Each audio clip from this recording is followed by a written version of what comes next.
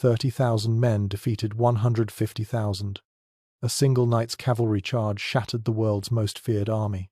One prince's understanding of terror forced history's greatest conqueror to retreat. This isn't fantasy. This is what happened when Vlad the Impaler faced the Ottoman Empire at Târgoviște in 1462. Picture this: 7,000 horsemen charging into a camp of 150,000 Ottoman soldiers. The survival of Christian Europe hung in the balance that June night. By the end of this video, you'll understand how medieval warfare's greatest upset happened, why the conqueror of Constantinople fled from a minor prince, and what terrible price was paid for this impossible victory. I'll reveal 3 crucial secrets: the reconnaissance mission that made victory possible, the horrifying sight that broke an invincible army, and the personal connection between hunter and prey that changed everything. You might think 5-to-1 odds mean certain defeat. The Ottoman Empire had crushed kingdoms with far better chances. Their Sultan, Mehmed II, had conquered the unconquerable Constantinople just 9 years earlier. His army of elite janissaries, massive cannons, and endless reinforcements had never met true defeat. Against them stood Vlad III of Wallachia, 30,000 farmers, minor nobles, and mercenaries defending a principality smaller than modern-day South Carolina. No one gave them a chance. But here's where it gets insane. Vlad had spent years as a hostage in the Ottoman court. He knew their routines, their language, their tactics. He understood something about his enemy that would prove more valuable than any army. What Mehmed didn't know was that he wasn't just invading a country. He was walking into a trap designed by someone who understood Ottoman thinking better than his own generals. To understand how this impossible victory happened, we need to go back to where the hatred began. If you're fascinated by the untold stories of history's most decisive battles, hit that like button and subscribe for more epic war content. Now, let me take you back to medieval Wallachia, where terror was about to become a weapon of war. The boy who would become Vlad the Impaler spent 4 years in Ottoman captivity. From age 11 to 15, he lived in Mehmed's court as a political hostage, insurance for his father's loyalty. While his younger brother Radu charmed their captors, Vlad watched. He memorized guard rotations, studied military protocols, learned perfect Turkish. Every humiliation, every beating, every moment of powerlessness became fuel for what was coming. 20 years later, that hostage education would save his kingdom. But first came the moment that made war inevitable. In 1459, Ottoman envoys arrived at Târgoviște, demanding 10,000 ducats in tribute and 500 boys for the Janissary Corps. Vlad invited them to feast. When they refused to remove their turbans, citing religious custom, Vlad smiled. "Then let me help ensure they never fall off." His soldiers nailed the turbans to the envoys' skulls. The screaming lasted hours. The message was clear: Wallachia would bow to no one. What Mehmed didn't know was that this brutality wasn't random cruelty. Vlad had learned in the Ottoman court that extreme actions created extreme reactions. Fear, properly applied, could multiply a small force into something terrifying. Mehmed II wasn't just any sultan. This was the man who achieved the impossible, conquering Constantinople in 1453. The 1,000-year Byzantine Empire fell to his cannons and strategies. Christian Europe trembled. At 29, he commanded the world's most disciplined army and had never lost a major campaign.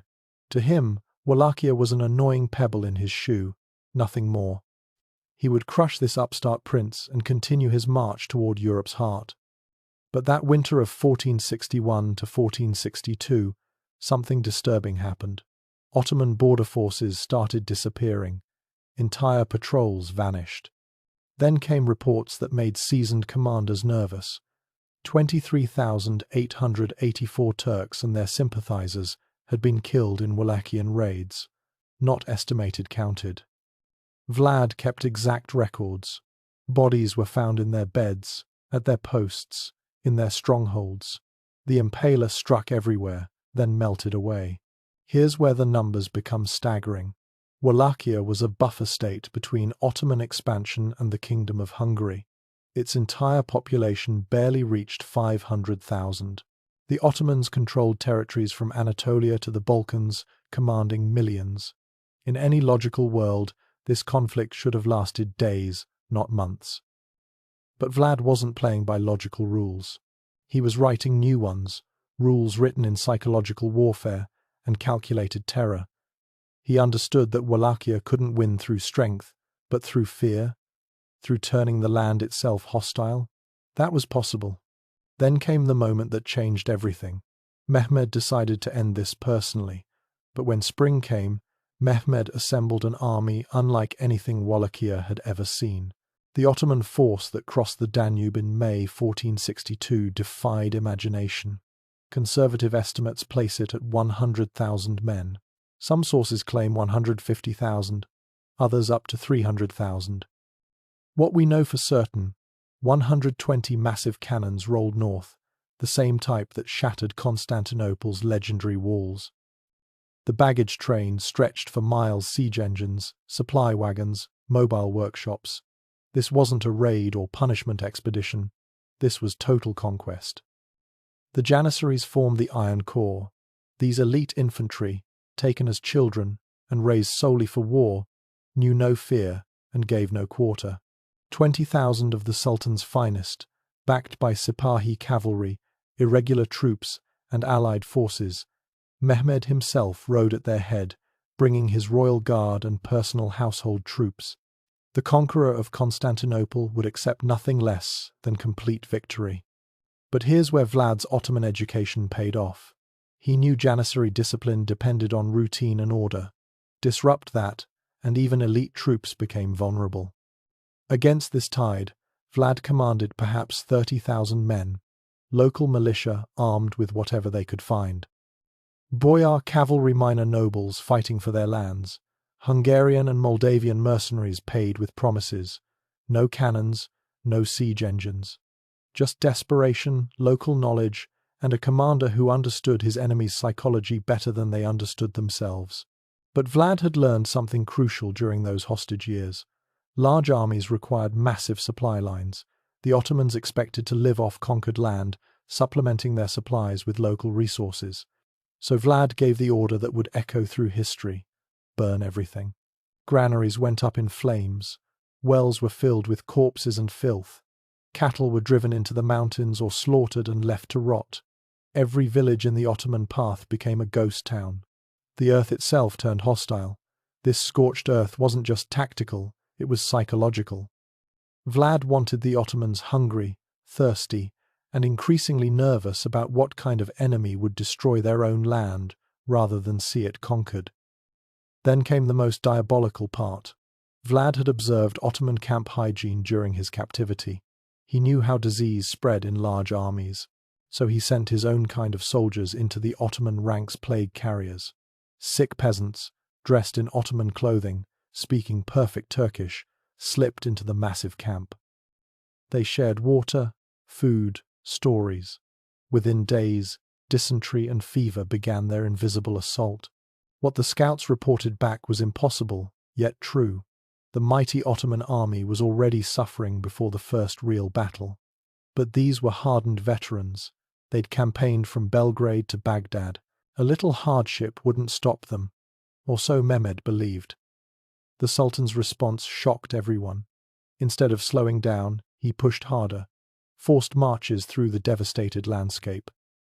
His message was clear: Wallachian resistance would be crushed through sheer momentum.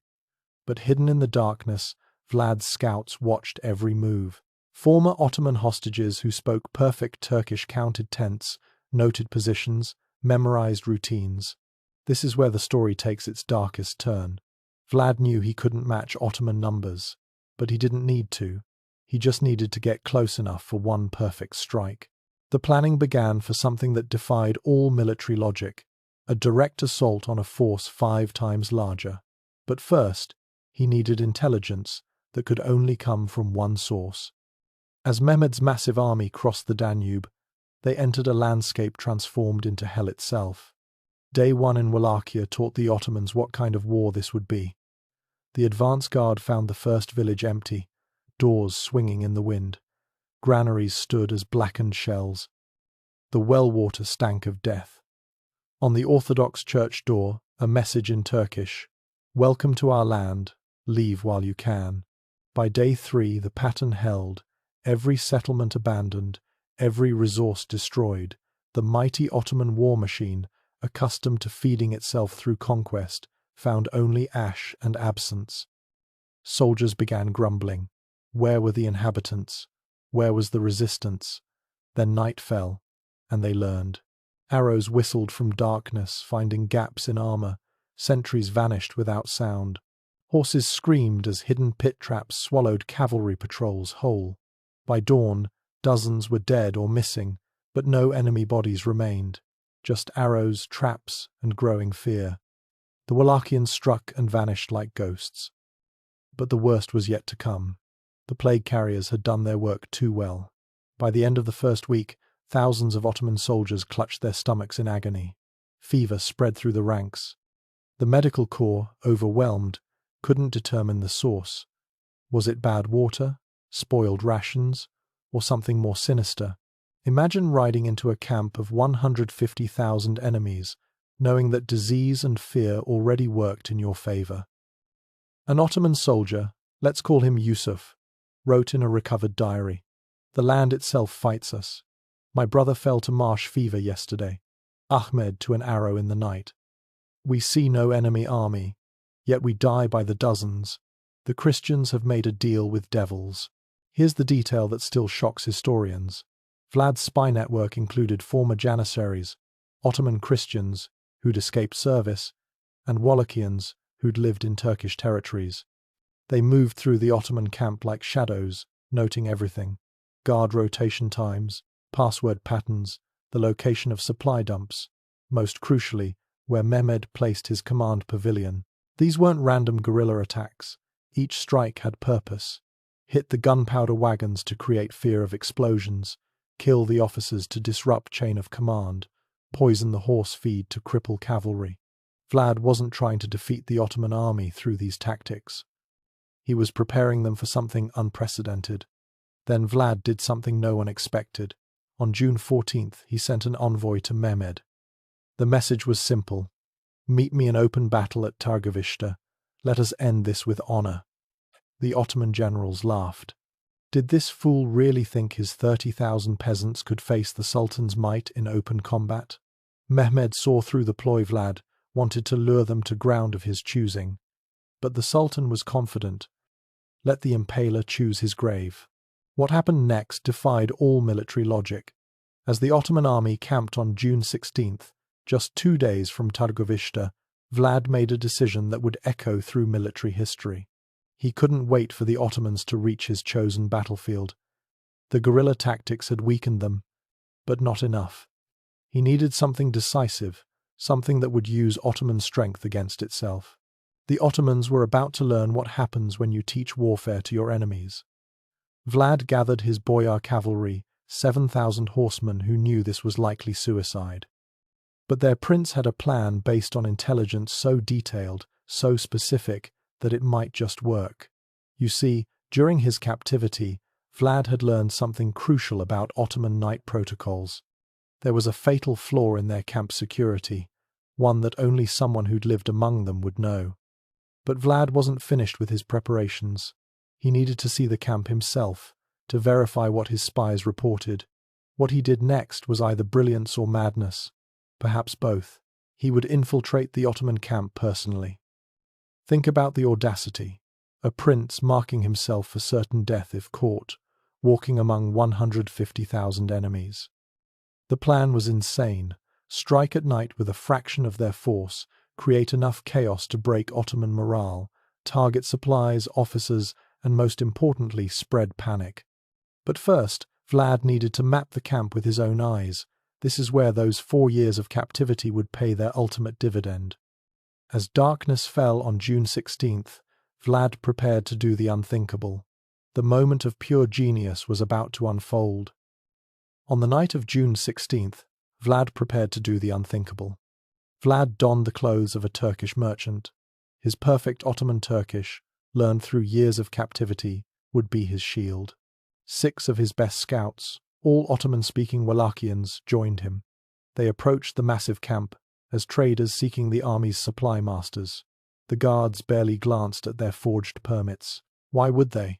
Who would be insane enough to walk into certain death? Inside, Vlad's trained eyes catalogued everything. The janissary sections, marked by their distinctive tall tents. The supply wagons, grouped by type gunpowder here, food there. The horse lines, the paths between tent clusters.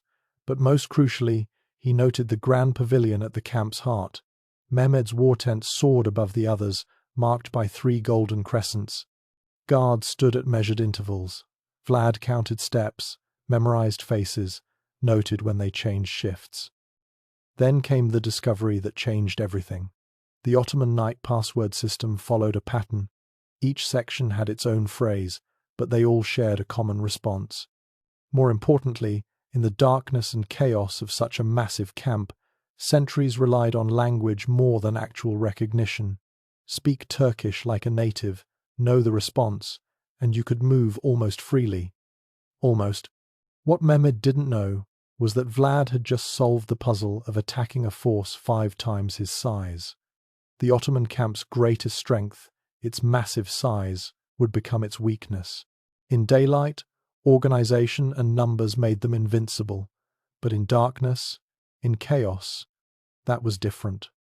Back in the Wallachian camp, Vlad gathered his 7,000 cavalry. These weren't just soldiers, they were men who'd lost family to Ottoman raids, whose lands faced conquest. The priest blessed them, knowing most wouldn't see dawn, but then Vlad revealed his intelligence. They wouldn't charge blindly, they'd follow specific paths, hit exact targets. Groups of 500 would strike different sectors simultaneously. The goal wasn't to fight 150,000 men, it was to make 150,000 men fight themselves. Midnight approached. No moon Vlad had chosen this night specifically.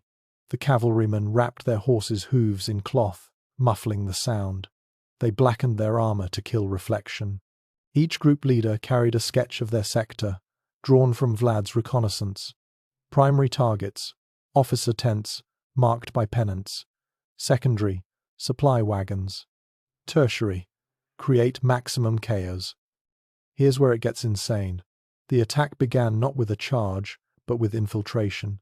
Vlad's Turkish-speaking scouts slipped past the sentries, using the passwords he'd learned. They reached the gunpowder wagons and set slow fuses, giving them time to escape before hell broke loose. Other infiltrators cut horse tethers, loosened tent stakes, and scattered caltrops along escape routes. Then, at exactly 1 a.m., 7,000 horses erupted from 7 directions. The Ottoman perimeter guards died before they could sound alarms crossbow bolts, finding throats in the darkness. The cavalry burst through the outer defenses like a flood through a dam, and that's when the gunpowder wagons exploded. Fire and thunder shattered the night. Massive fireballs climbed skyward, turning night into hellish day for brief moments, before plunging the camp back into deeper darkness. Confused Ottomans stumbled from their tents directly into Wallachian lances. But here's the genius. The attackers screamed in Turkish, shouting conflicting orders. The Christians are in the east sector. Form ranks at the supply depot. The Sultan is under attack. In the darkness, Ottoman soldiers couldn't tell friend from foe. When they heard Turkish, they assumed allies. When they saw shapes in Ottoman gear stolen from earlier raids, they hesitated. That hesitation proved fatal. Janissaries rushing to defend their sultan collided with Sipahi cavalry, responding to different alarms.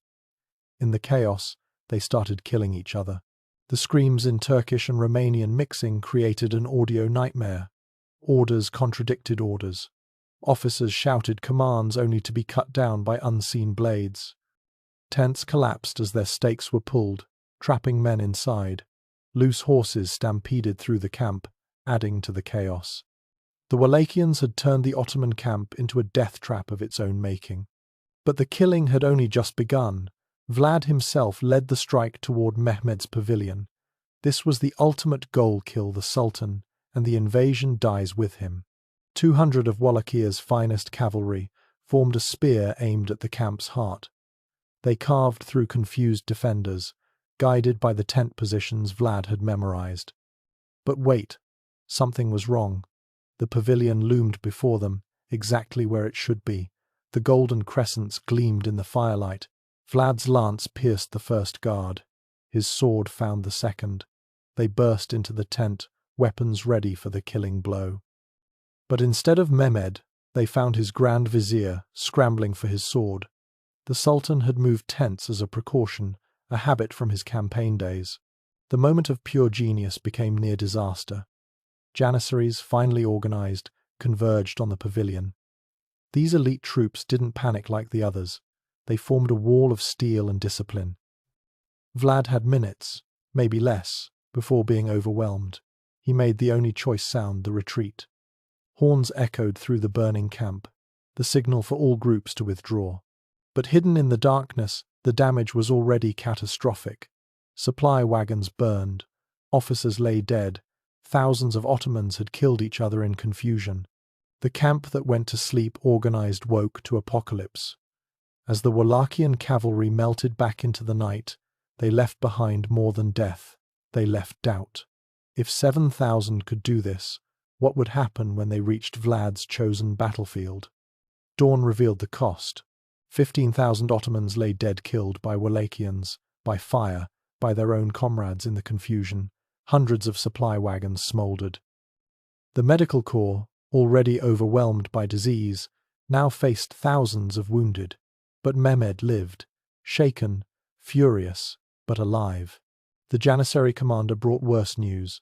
Among the dead were dozens of senior officers, irreplaceable veterans who knew how to manage such a massive force.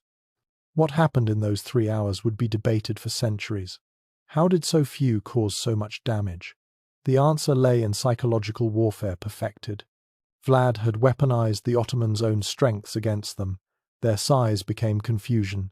Their discipline became friendly fire when they couldn't identify enemies. Their confidence became vulnerability. The Sultan's response shocked everyone. Instead of retreating to regroup, he ordered an immediate march to Târgoviște. Mehmed understood the game now. Vlad had hurt them badly, but failed in his main objective. The Ottoman army still vastly outnumbered the Wallachians. If they could force a conventional battle, numbers would tell. Push through the pain, ignore the losses, and crush this troublesome prince once and for all. But Vlad had one more card to play. The night attack was never meant to defeat the Ottomans. It was meant to prepare them for something so psychologically devastating that even the conqueror of Constantinople would break.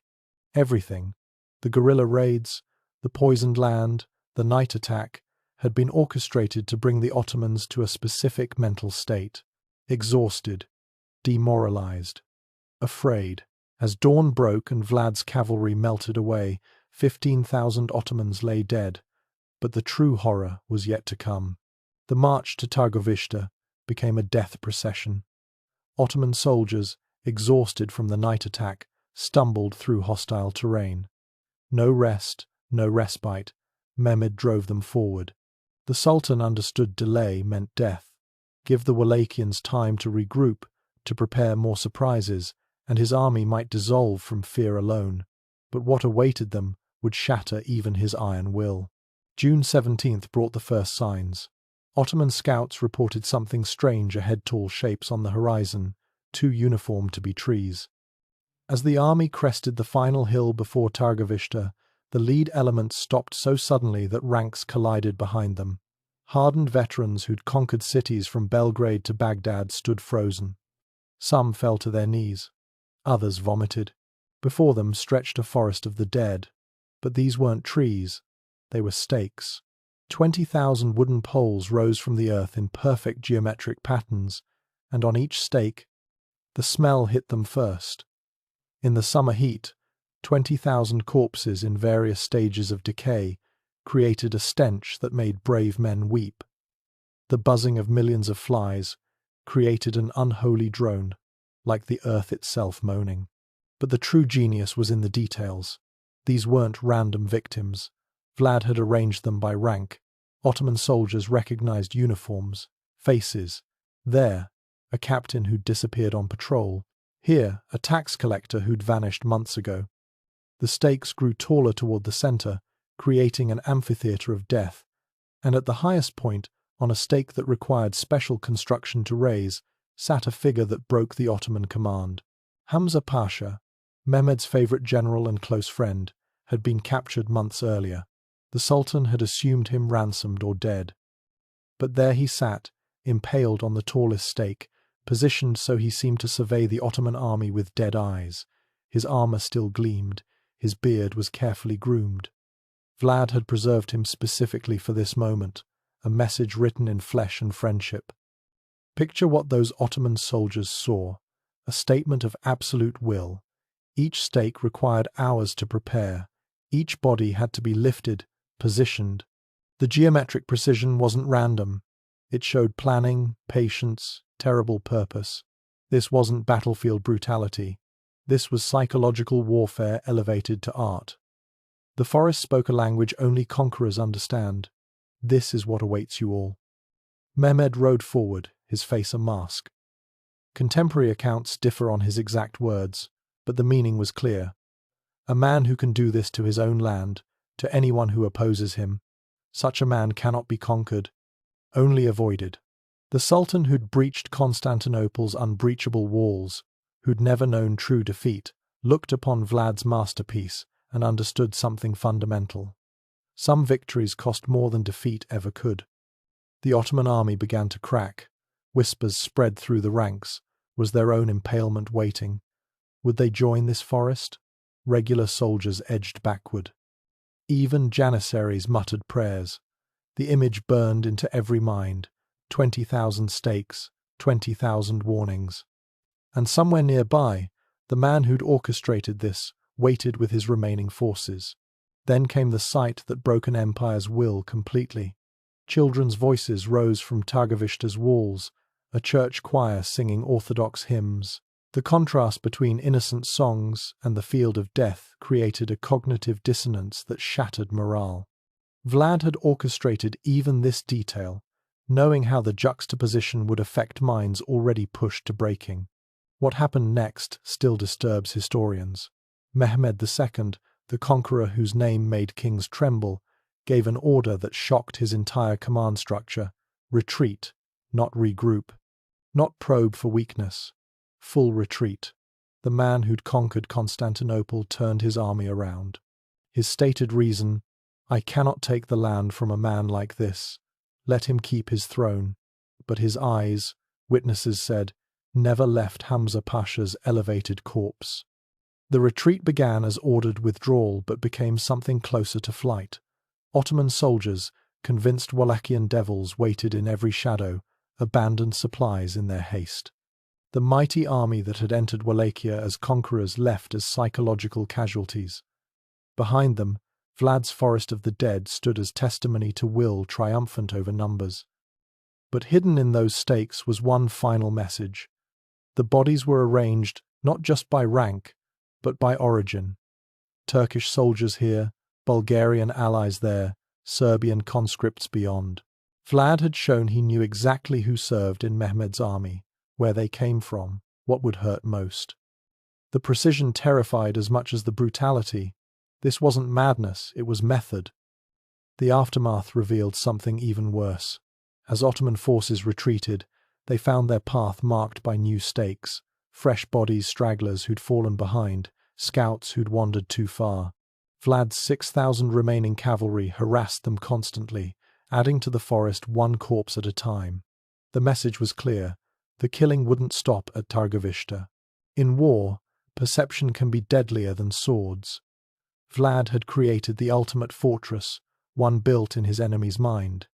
Every Ottoman soldier who survived would tell the tale. Every future invasion would remember the forest. The greatest victory wasn't in the bodies left behind, but in the fear carried forward. The man who conquered Constantinople turned his army around. But why?